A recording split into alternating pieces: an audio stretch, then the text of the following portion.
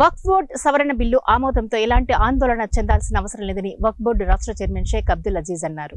కర్నూలు పర్యటనలో భాగంగా ఆయన మీడియా సమావేశంలో మాట్లాడుతూ వక్ఫ్ చట్ట సవరణలో వక్ఫ్ ఆస్తులకు సంబంధించి డిజిటలైజ్ చేయాలని ఉందని, ఇది శుభ పరిణామమని అన్నారు. 1-2 అంశాలు ఇస్లామిక్ ధర్మానికి వ్యతిరేకంగా ఉన్నాయని, వాటిని తొలగిస్తారని తెలియజేశారు.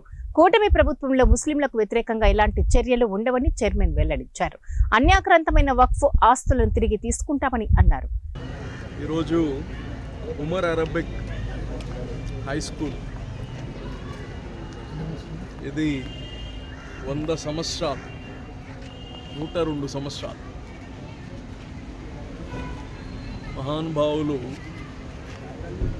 దూరం ఆలోచించి రాబోయే రోజుల్లో చదువు ఒక్కటే ఈక్వాలిటీ తేగలగద్ది సమాజం. ఆస్తులు ఈక్వాలిటీ రావు, డబ్బు ఈక్వాలిటీ రాదు. ఒక్కొక్కరికి అనేక 100 ఎకరాల ల్యాండ్ ఒక ఆయనకు ఉంటే ఒక ఆయనకు 1000 ఎకరాలు ఉంటుంది, ఒక ఆయనకి 1 ఎకరా ఉంటుంది, ఇంకో ఆయనకి ఏముండదు. ఈక్వాలిటీ. ఒక బిడ్డ ఇంజనీర్ అయ్యాడు, అందరూ ఇంజనీరే. 1000 ఎకరాలు అయినా కానీ ఇంజనీరే, 1 ఎకరా లేనివాడు కానీ ఇంజనీరే. ఐఏఎస్ అయ్యాడు బిడ్డ, ఆటో డ్రైవర్ పిల్లోడు కానీ ఐఏఎస్ఏ, పెద్ద ల్యాండ్ లార్డ్ పిల్లవాడు కానీ ఐఏఎస్ఏ. ఈక్వాలిటీ. ఈక్వాలిటీ చదువుతో మాత్రం వస్తుంది.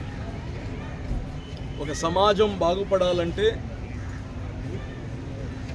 ఉచితంగా ఎన్నిచ్చినా బాగుపడవు, విద్యను ఇస్తే మాత్రమే బాగుపడుతుంది సమాజం. మహానుభావులు డాక్టర్ అబ్దుల్ హక్ వాళ్ళు ఈ యొక్క ఆర్గనైజేషన్ని స్థాపించారు.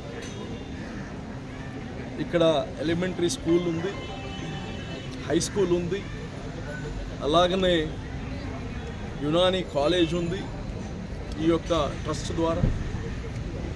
మరి కాలక్రమేణా ఎడ్యుకేషన్లో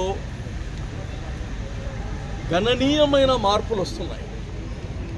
ఉదాహరణకి మనం ఇక్కడ ఉండేవాళ్ళు, మనం చదివినప్పుడు, మన బిడ్డలు చదివేటప్పుడు మార్పు వచ్చేసింది. టెక్నాలజీ పెరిగిపోయింది. దానికి అనుగుణంగా ఈరోజు మనం కానీ మారాలి.